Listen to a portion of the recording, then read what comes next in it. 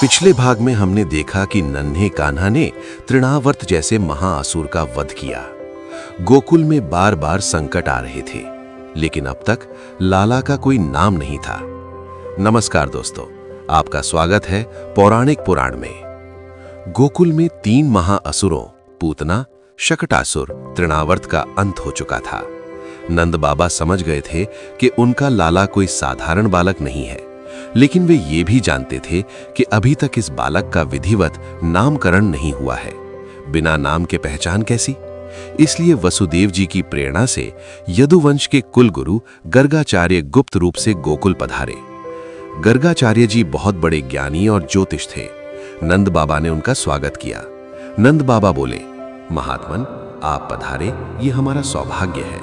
कृपा करके इन दोनों बालकों का, रोहिणी और यशोदा के पुत्रों का नामकरण संस्कार करें। गर्गाचार्य ने चिंतित होकर कहा, नंद, मैं यदुवंशियों का कुल गुरु हूं।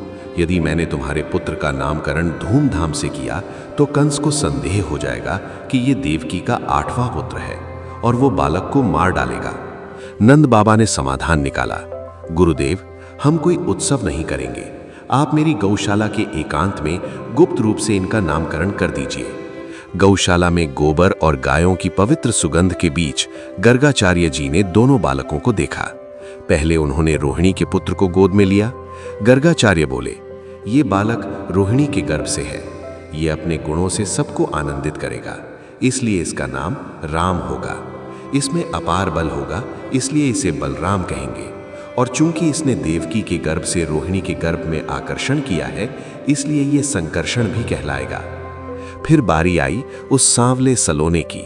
गर्गाचार्य जी ने नन्हे कृष्ण को उठाया। उनका शरीर रोमांचित हो गया। गर्गाचार्य गहरे भाव में बोले, नंद, ये बालक प्रत्येक युग में अवतार लेता है। सतयुग में ये श्वेत था, त्रेता में रक्त वर्ण का था और अब द्वापर में इसने कृष्ण वर्ण स्वीकार किया है, इसलिए इसका मुख्य नाम कृष्ण होगा। ये कभी वसुदेव का पुत्र था, इसलिए इसे वासुदेव भी कहेंगे। इसके गुण साक्षात नारायण जैसे होंगे।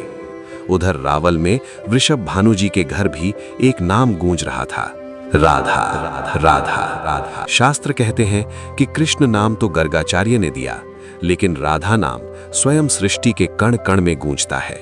जैसे ही गोकुल में कृष्ण को नाम मिला, रावल में राधा रानी मुस्कुराईं, क्योंकि अब उन्हें अपने प्रियतम को पुकारने के लिए एक शब्द मिल गया था। नामकरण तो हो गया, लेकिन अब कन्हैया और बलराम थोड़े बड़े हो रहे हैं, घुटनों के बल चलने लगे हैं। अब गोकुल की गोपियों की मटकियां कैसे फूटेंगी